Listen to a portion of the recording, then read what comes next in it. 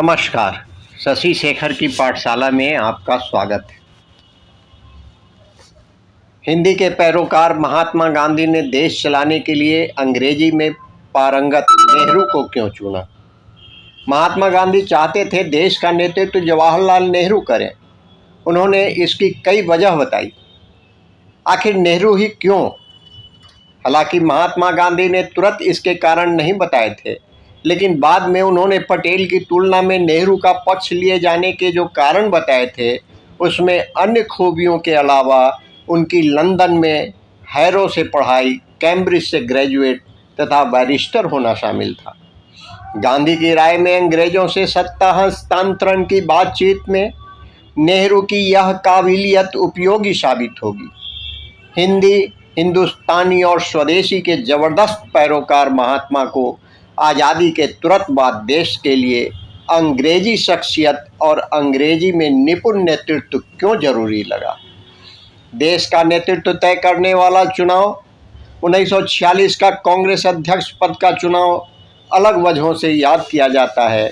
कांग्रेस अध्यक्ष को अंग्रेजी शासन के दौर में गठित वायसराय की एग्जीक्यूटिव काउंसिल का उपाध्यक्ष बनाया जाना था। यह उपाध्यक्ष ही अंतरिम सरकार में प्रधानमंत्री कहलाए। अंग्रेजों से सत्ता हस्तांतरण के बाद आज़ाद भारत में भी उन्हीं को प्रधानमंत्री मनोनीत किया गया। अप्रैल 1946 तक अंग्रेजों की जल्द वापसी तय हो चुकी थी।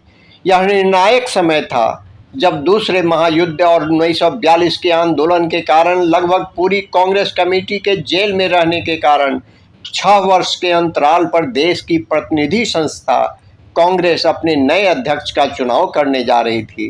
पार्टी नहीं, गांधी की इच्छा का सवाल कांग्रेस अध्यक्ष के इस चुनाव के समय का घटनाक्रम साफ बयान करता है कि महात्मा गांधी इस बात से पूरी तौर पर बेपरवाह थे कि कांग्रेस की प्रदेश कमेटियां और उसके डेलीगेट किसे अध्यक्ष चुनना चाहते हैं।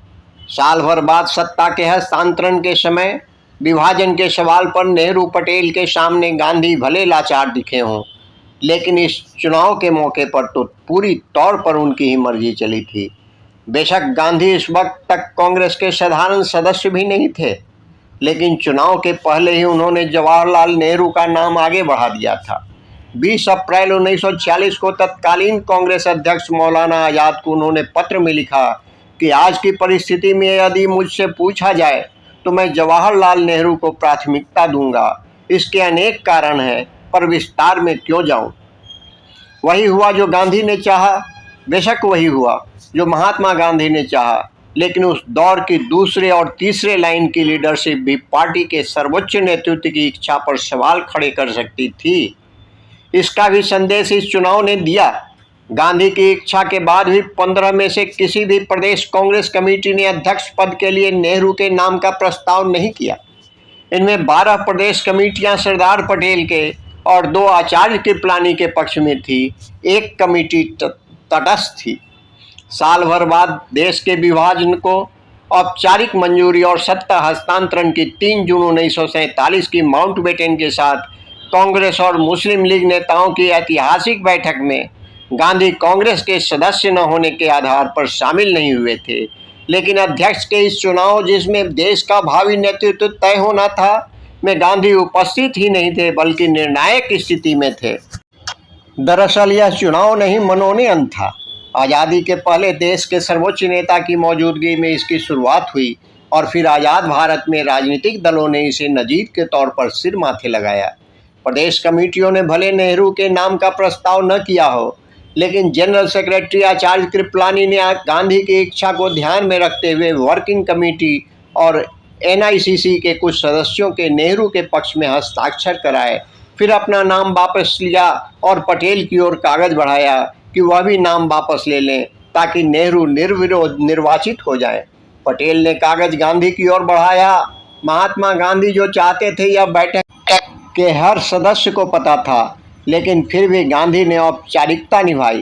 कहा कि नेहरू के नाम का किसी प्रदेश कमेटी ने नहीं, केवल वर्किंग कमेटी के सदस्यों ने प्रस्ताव किया है। जवाब में नेहरू पूरी तरह पर खामोश रहे। गांधी ने पटेल के नाम वापसी के लिए दस्तखत को इशारा किया। पटेल इसके पहले भी 1929 और 1939 में गांधी के कहने पर अपना नाम वापस ले चुके थे। तीसरी बार उन्होंने गुरु की आज्ञा का पालन किया। नेहरू की वो खूबियां जो पटेल के हिस्से नहीं आई। नेहरू की वह कौन सी खूबियां थी जो गांधी को पटेल में नहीं दिखती थी? महात्मा गांधी के पौत्र राजमोहन गांधी ने अपनी किताब पटेल ए लाइफ में इसका जिक्र किया है। इस चुनाव के लगभग साल भर बाद गांधी जी ने सार्वजनिक तौर पर कहा कि उस समय जबकि अंग्रेजों से सत्ता प्राप्त करनी थी, जवाहरलाल नेहरू का अन्य कोई स्थान नहीं ले सकता था। वह हैरो में पढ़े हैं, कैम्ब्रिज के ग्रेजुएट हैं, बैरिस्टर हैं। अंग्रेजों से वार्ता करनी है, पटेल उनसे क्यों कमतर हैं?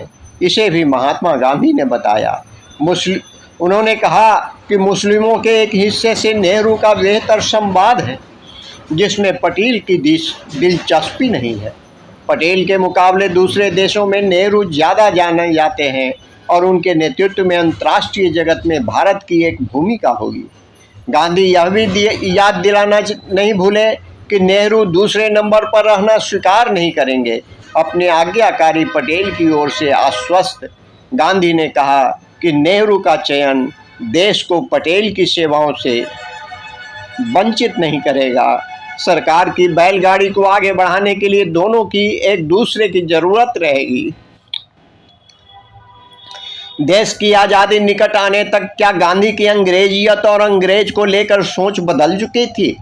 क्या उन्होंने स्वीकार कर लिया था कि विदेशों में बातचीत या फिर अंतर्राष्ट्रीय जगत में स्थान बनाने के लिए अंग्रेजी जरूरी है और देश को एक ऐसा नेतृत्व चाहिए जो अंग्रेजी रंग ढंग से बखूबी वाकिफ हो?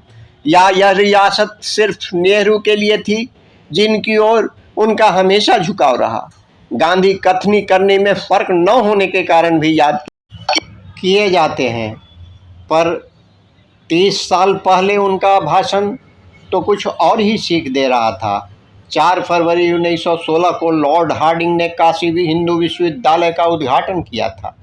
इस अवसर पर महात्मा गांधी के भाषण ने वहां मौजूद अंग्रेजों के ताबेदारों को परेशान कर दिया था। तब गांधी जी ने कहा था कि मैं यह कहने की धृष्टता कर रहा हूं कि हम भाषण देने की कला में लगभग शिखर पर पहुंच चुके हैं, लेकिन अब आयोजनों को देख लेना और भाषणों को सुन लेना ही पर्याप्त नहीं माना जाना चाहिए। अब हमारे मनों में स्फुरन होना चाहिए और हाथ पांव हिलने चाहिए। मैं कहना चाहता हूं कि मुझे आज इस पवित्र नगर में इस महान विद्यापीठ के प्रांगण में एक विदेशी भाषा में बोलना पड़ रहा है। यह बड़ी अप्रतिष्ठा और शर्म की बात है। मुझे आशा है कि इस विश्वविद्यालय के विद्यार्थियों को उनकी मातृभाषा के माध्यम से शिक्षा देने का प्रबंध किया जाएगा। यदि आप मुझसे कहें कि हमारी भाषाओं में उत्तम विचार अभिव्यक्ति ही नहीं किए जा सकते, तो हमारा संसार से उठ जाना ही अच्छा है। क्या कोई व्यक्ति यह सोच सकता है कि अंग्रेजी किसी दिन भारत की राष्ट्रभाषा हो सकती है?